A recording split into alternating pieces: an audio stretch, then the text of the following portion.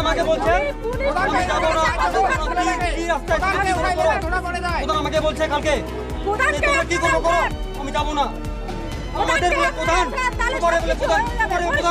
কেমন প্রধান আমাদের প্রধান আমার প্রধান আমি বললাম আসবে না বলে আমাদের প্রধান তারা আমাদের কেমন প্রধান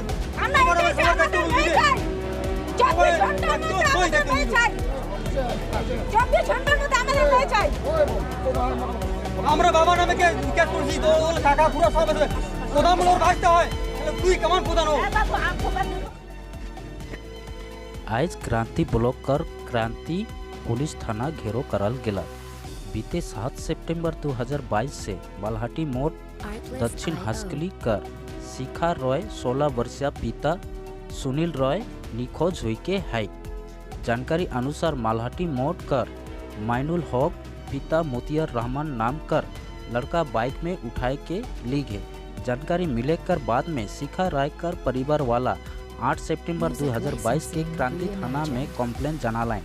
पुलिस प्रशासन के तरफ से कहल गेला कि 2 से 3 दिन कर अंदर में मिल जाए, लेकिन आज 15 तारीख हो गेला। पुलिस प्रशासन के तरफ से कोई रिपोर्ट नहीं मिला से लागिन आज क्रांति पुलिस थाना घेरो करल गेला। चला देखिन शिखा राय कर परिवार वाला का कहा था। पूरा रिपोर्ट देखे कर लागून जोहर डुआस के साथ बनल रहा।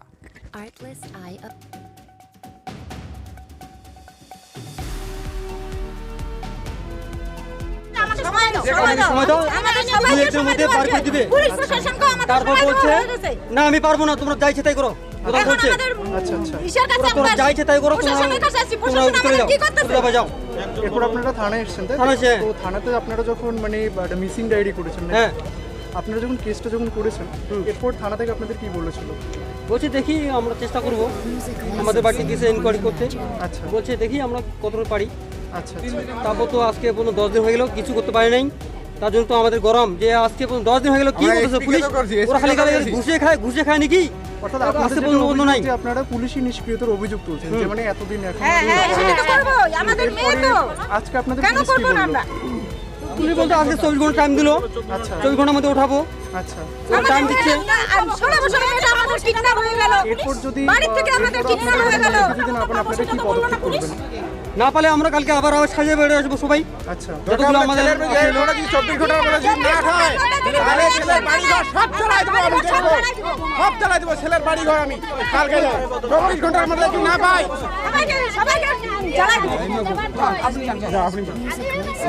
আচ্ছা আমিও এই মালাটি মোড়ের কর্মীদের কাছ থেকে জানতে পারি যে আজকে প্রায় 9 থেকে 10 দিন হলো শিখা রায় বয়স 16 বছর সেই মেয়েটাকে পাওয়া যাচ্ছে না।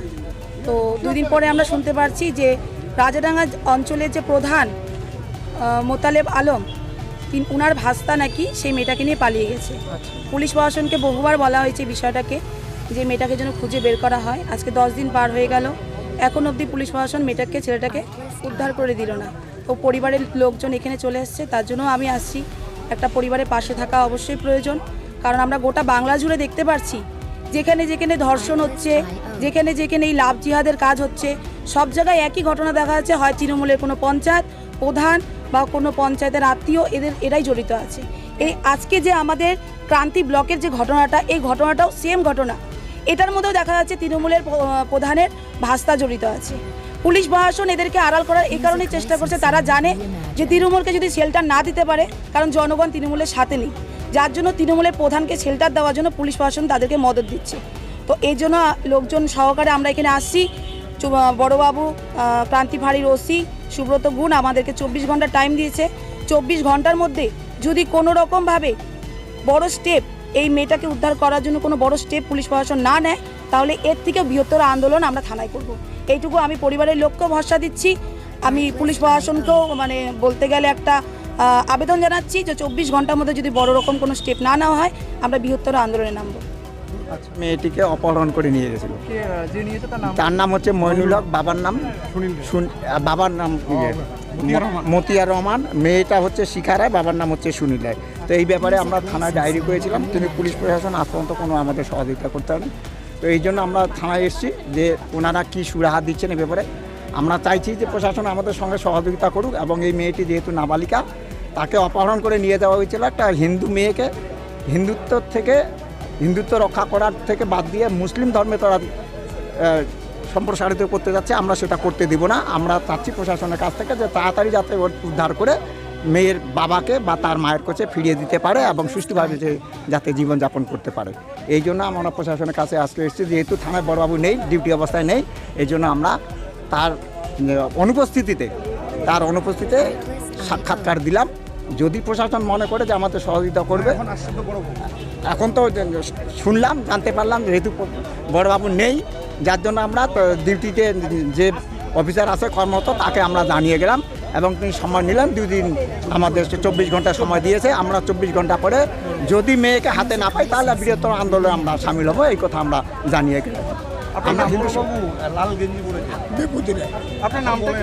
বিভূতি মোহন রায়। হ্যাঁ, এখন বললেন বড়বাবু কোথায়? এখন বড়বাবু আজকে ফিরিয়ে যাচ্ছি। 24 ঘন্টা আমরা অপেক্ষা করব।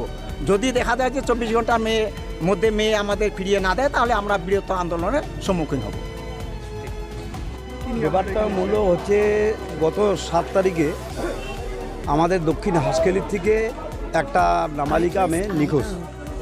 তারপরে শোনা যাচ্ছে কোন ছেলে বাইকে উঠে নিয়ে চলে গেছে। আমরা 8 তারিখে এইখানে আইসে একটা লিখিত দেওয়ার পর কিন্তু প্রশাসন বলল আমরা 2-1 দিনে আমরা খোঁজ করে উঠাই দেব।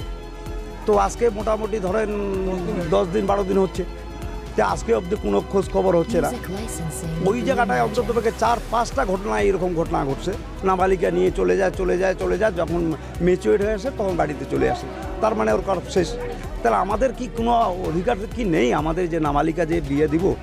আজকে সাধারণভাবে গরিব মানুষ 16 বছর 17 বছর মেয়েকে বিয়ে দিচ্ছে, না বাইরে ঠেকা কষ্ট করে বিয়ে দিচ্ছে, তখন প্রশাসন আটকা দিচ্ছে। তাহলে প্রশাসন তখন যদি আটকা দেয় তাহলে আজকে প্রশাসন কি করতেছে? এই 10 দিন 12 দিন ধরে আজকে প্রশাসন এখন খুঁজে বের করতে পারতেছে না। তো যাই হোক, আমরা সবাই এসে এখানে আজকে প্রশাসনকে জানানো হলো, লোকজনের সামনে বললো 24 ঘন্টা সময়, 24 ঘন্টার সময়ের মধ্যে বের করে দিবে। ওখানে আজকে প্রধান আছে, প্রধানের ভাইস্তা হয়, প্রধান জিম্মা নিয়েছিল যে কালকে আমি বাইর করে দিব। তারপরে কালকে 10 ওখানে লোকজন বসছে, প্রধানকে ডাকছে, প্রধান আসেনি।